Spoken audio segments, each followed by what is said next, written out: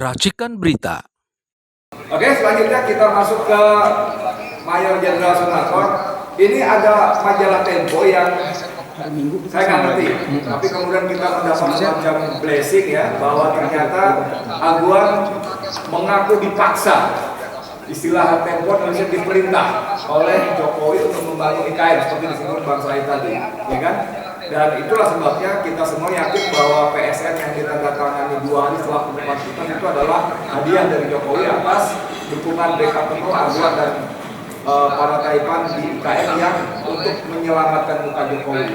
Istilah Aguan, kami mesti menjaga wajah presiden, bukan begitu.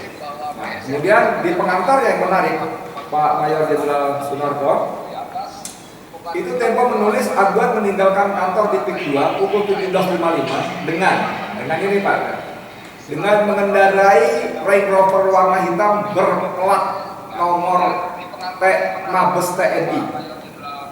Lalu di belakangnya dikawal mobil patroli polisi. Nah, soal ini sebetulnya Bang Marwan Batubara sudah memberikan informasi kepada saya. Kapuspen TNI ya sudah memberikan ketegasan bahwa tidak boleh kendaraan TNI dikendarai kecuali oleh personel TNI. Nah, sebagai jenderal yang pernah juga menduduki posisi-posisi penting yang strategis di TNI Angkatan Darat, mohon perkenan Mas Soeharto memberikan penjelasan. Monggo. Maaf.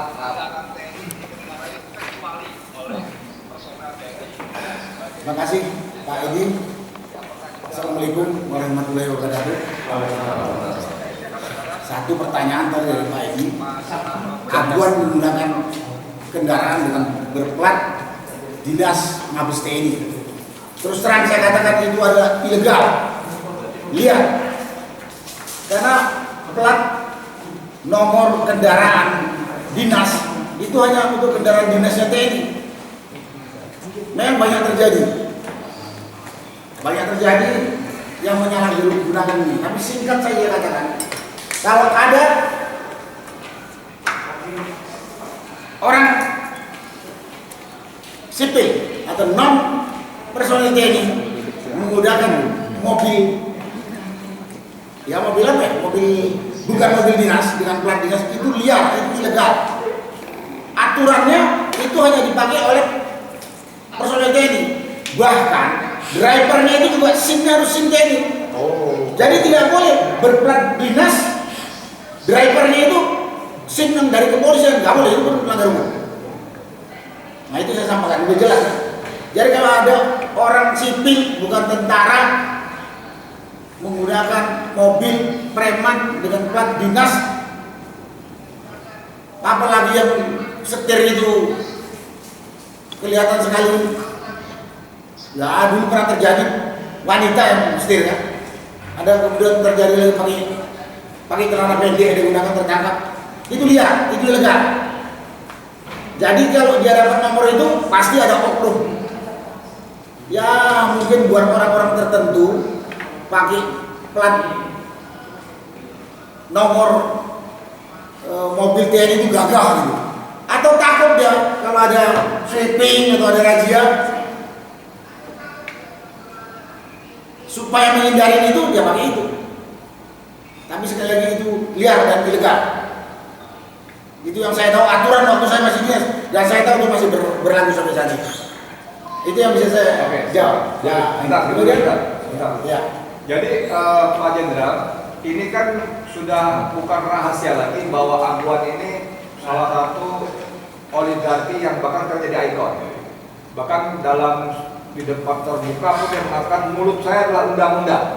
Ya, kemarin di Kesultanan Banten ada korbannya. Nah ini sekaligus menepis nih, kan dihembus-hembuskan oleh mereka bahwa Said Diduti mengobarkan semangat rasialisme, ya, mempertentangkan antara Cina dan pribumi. Maksud saya WNI keturunan dan pribumi. Ternyata kemarin hadir di acara Kesultanan Banten itu seorang WNI keturunan Chinese juga yang tanah dirampas, dia dipenjara dan sebagainya, dan itu karena perkasanya Aguan dengan aparat hukumnya. Nah, pertanyaan saya dalam konteks saudara tadi,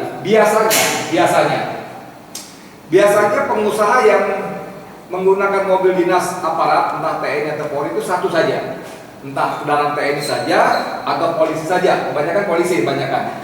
Tapi pada titik aduan dia bisa naik mobil TNI dan dikawal oleh Polri. Ini kan apa kita bisa terjemahkan sebagai pesan kepada publik, woi, gua udah kuasa ini, dua institusi penting ini, jangan macam-macam sama gua lo, mulut gua undang-undang. Monggo.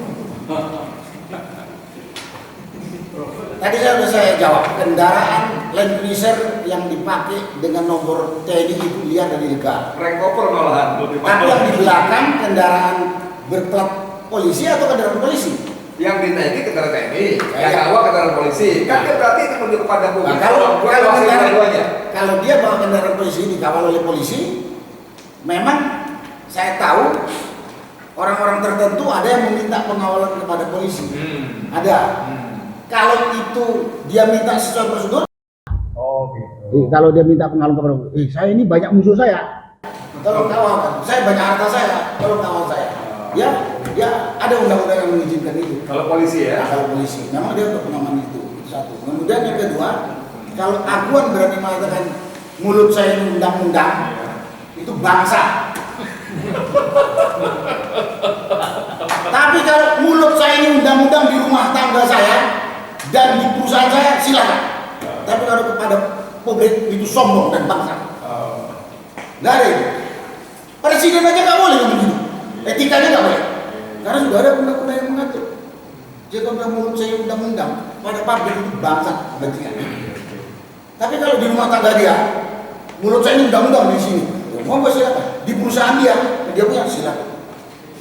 Tapi kalau dia orang di publik, presiden aja nggak boleh begitu. Ingat saya ini Raja Prancis dulu. Mulut saya undang-undang, besoknya berapa lama dari gantung dipancung. Itu yang berkaitan dengan undang-undang tadi itu. Kemudian saya mungkin menambahkan secara singkat apa yang dikatakan oleh Pak Saidi tadi. Dari penjelasan Pak Saidi tadi kita udah jelas, simpel saja. Tadi Pak Saidi rinci banget. Mungkin orang payah. Kalau saya cuma lihat skep Menko tentang penetapan PSN, situ ada P2 dengan BSD. Kemudian ada surat dari Ketua Komite Percepatan Pembangunan Infrastruktur Prioritas. Di situ jelas yang disampaikan oleh Pak saya dulu tadi. Kalau dijumlahkan cuma 1.755 hektar yang tadi daerah bisa katakan. Dari 1.755 hektar itu yang harus dibebaskan dari rakyat juga nggak sampai ratusan, karena yang lain memang tanah negara. Tapi faktanya sekarang dia udah ribuan penjara ke 8 kecamatan di sebelah baratnya, sampai di satu kecamatan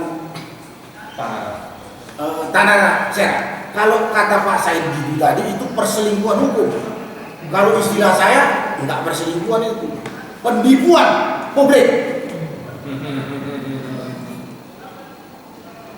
pembohongan kepada publik, termasuk kepada negara.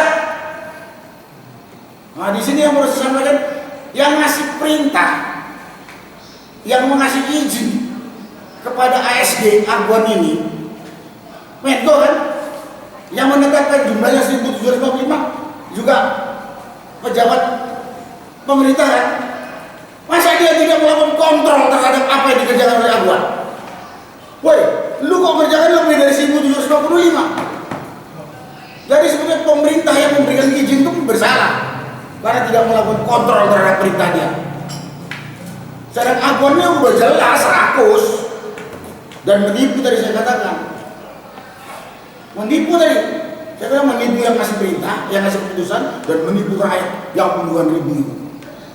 Udah silakan, kalau ada yang suka ditipu, ya nggak apa-apa. Tapi saya bukan melihat itu. Dengan menipu ini, dia kemudian menjolimi rakyat. Menjolimi rakyat yang tadi dikatakan sampai ke penjara ke 8 kecamatan berikutnya. Ini PSN, kau jual, harus. Dan bekerja sama dengan aparat. Ini adalah pengkhianat aparat desa atau abdesi, termasuk polisi. Karena saya katakan polisi, saya pernah dapat laporan dilaporin polisi Sungai di Keruk, udah terima aja. Terus saya dapat informasi termasuk tadi dari rekamannya seorang pemilik lahan, kemudian dia etnis Tionghoa, Cina. Saya sama orang tua saya sudah 30 tahun di situ. 35 tahun. 35 tahun punya sertifikat saya digagalkan. Dan ini kerjasama antara aparat kepolisian dengan siapa? BPN. Inilah pengkhianat-pengkhianatnya, penindas rakyat. Banyak. Dan itu banyak. Saya dapat laporan pernah, ada seseorang habis menghadap Pak Saidi ini, besok lagi dipanggil sama polisi. Kau ngapain? Kau kasih keterangan apa sama Saidi itu? Nanti Bapak dipanggil juga. Sebelahnya. Ini kan keterlaluan. Ini kan keterlaluan. Penindasan ini yang saya tidak mau. Dan ini begitu kekuatan, mungkin kekuatan terus lihat kekuatan uangnya Aguan bisa mengkooptasi aparat desa sampai kecamatan, aparat keamanan dan instansi terkait. Ikut tunduk. Buktinya kemarin Pak Said itu dilaporkan sama salah satu, bukan salah satu, ketua Besi Tangerang, dia nggak mau provokasi. Yang diomongkan fakta ini. Dan ini jadi saya konsernya kepada penindasan dilakukan oleh pengusaha, didukung oleh penguasa. Yang jadi korban itu rakyat miskin, rakyat yang makan gaya susah.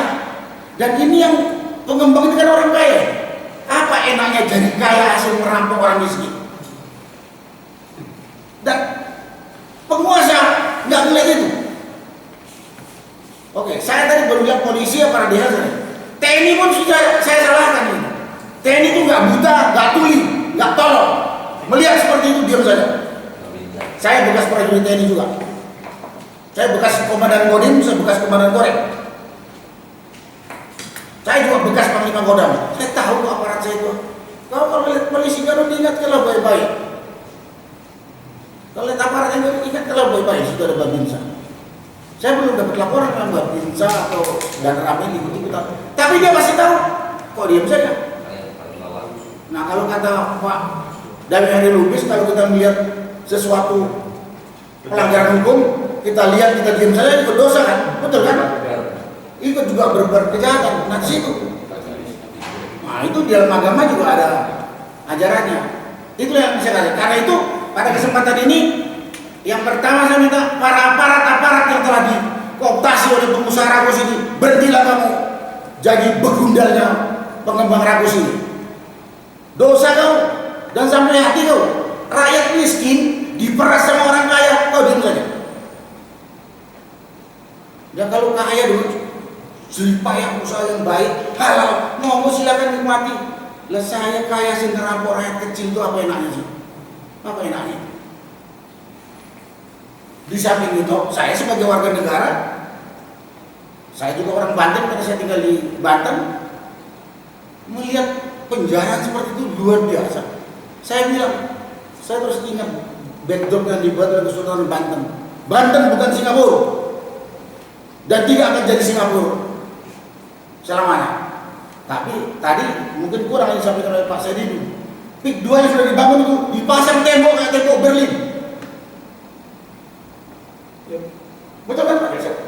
Jadi PIK 2 yang sudah dibangun dipasang kayak tembok seperti tembok Berlin yang udah roboh itu. Sepanjang hampir 23 km kan. Pikir saya kalau dibiarkan kita diam saja, mungkin yang 100.000 hektar itu dipagar juga kayak itu. Apa terjadi? Mau jadi apa kita? PIK 2 itu saya udah katakan sekarang calon negara dalam negara.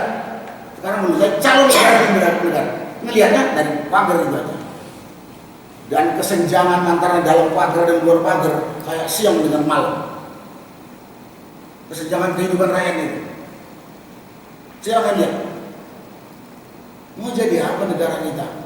Dan yang terutama saya menuntutnya pada pemerintah. Pemerintah itu harus menjaga kehidupan, memperhatikan kesejahteraan, terus menjaga keadilan rakyat. Bukan tambah senjang kehidupan seperti sekarang ini gitu. Ya, jadi kesenjangan tadi, ketidakadilan tadi nyolok di depan mata. Terus penindasan tadi nyolok di depan mata. Nah, saya berharap pemerintah Ini tentunya dari tingkat kementerian, kalau nggak tingkat presiden yang ambil keputusan. Hentikan. Kalau tidak saya juga bilang sama rakyat, kau punya hak tuh jaga rakyat, jaga hartamu, jaga asetmu. Kalau ada yang rampok, lawan. Urusan mati, urusan Tuhan. Benar. Tapi mempertahankan hak kita, kewajiban. Urusan mati, urusan Tuhan. Penindasan benar-benar di depan mata. Jadi, udah. Kemudian pada pengembang, jangan rakus banget lah kau. Mati kau nanti sebentar nggak bisa kau bawa harta.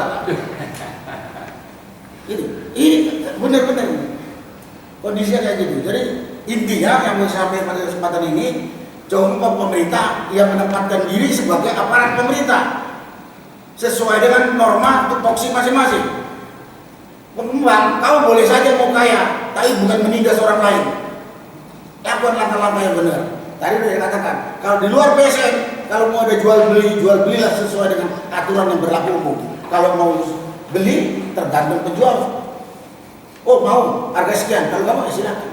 Nah ini yang perlu saya sampaikan. Mudah-mudahan ini dengar, pemerintah maupun rakyat. Rakyatnya jangan takut juga untuk menjaga haknya. Kalau kita takut, kita bodoh, dimakan sama orang-orang rakus ini. Itulah yang perlu saya sampaikan. Terima kasih.